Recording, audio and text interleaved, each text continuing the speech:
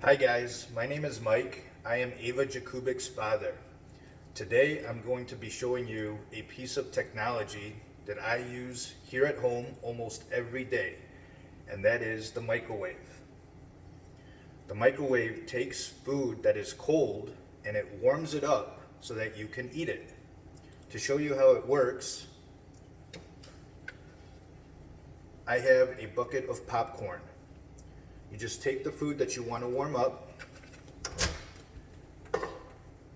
place it in the microwave, set your time, and press start. You hear the popcorn popping? Now that sound means it's ready.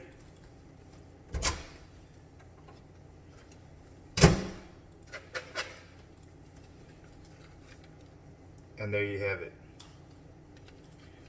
Bye.